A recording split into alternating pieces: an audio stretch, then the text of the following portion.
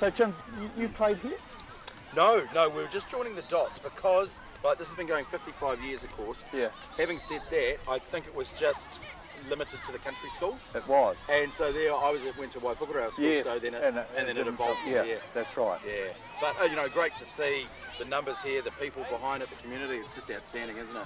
Oh, look, it's tremendous. I was just saying to Ian how much it has grown. We've been over on the soccer paddock, and Yep.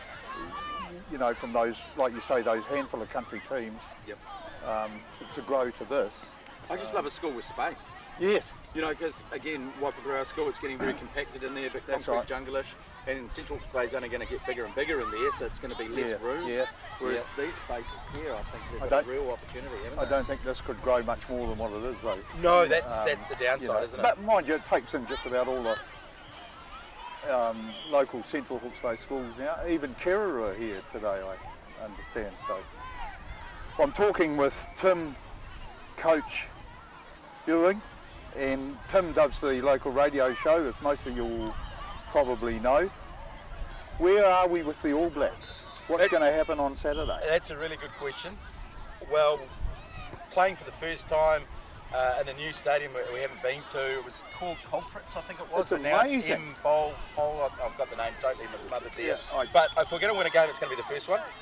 And I think probably we're seeing the All Blacks under siege. We've never seen them get tighter, never get them closer as a group, I think. Yep. So I think we will win this first one. Yeah. But then to go and win at Johannesburg a week later at altitude, which will be a big ask. Yes. We'll get Yeah. close, Yeah. but I think it will just catch up with us. Yeah. But sport, it's Yeah. a funny game. Look, this is the first time that I've seen the TAB have the home side against the All Blacks as favourites. Is that right? All Blacks are paying $2 yeah. and South Africa $1.87, so there's your answer right there. I mean, I hope you're right, because I always want to see the All Blacks win. I'm backing them all the time, and we're just we've got to realise that the Northern Hemisphere have caught up. Yep. We've been sending coaches over there. We've had their coaches, Ronan O'Gara coming over here, and training, helping with our best coach probably, in Scott Robinson. And can you see him coming in the near future? A lot of it, I think, will depend on what happens in the Rugby Championship. If we drop 2 games in South Africa, and if we lose the Bledisloe Cup, there's no doubt in my mind that Foster, he will fall on his sword. Yeah. And that will be instigated by NZR. But I still think Razor Robertson should have got the job ahead of Ian Foster.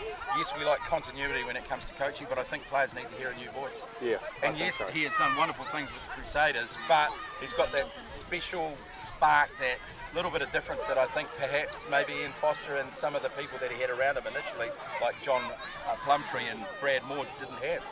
Yeah, no, I think you're exactly right. It'll be interesting to see how this chip Ryan, that's been already on hearing good things coming out of the camp about him, and so that's got to be a plus. I also think that the game needs to evolve a little bit more, and in the past we've been absolute thinkers of the game in terms of how we play it, and I think we've got a little bit stale. We're kicking from the back of a ruck in our own 22, whereas, hey, where's the blind side? Where are the angles that we used to run?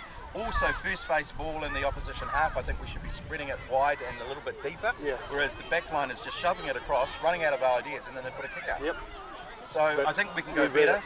And the other thing I think we need to do is I'd love to see an inside-outside combination of second five centre like they did in Europe in the 70s. Yes. So suddenly you're marking up a guy that wasn't there before. That's right. And it's a little bit confusing. So you've got a weak inside shoulder there somewhere. But hey, I'm just somebody from the sidelines. That's something that's never really taken off or been used more often. Well, even for the likes of Nonu when he was playing. Now, if I was marking up against him at second five, and then suddenly he's at centre, I'm thinking, oh, there's going to be a crash ball, but no, there's a double miss, and suddenly the fullback's scorching through.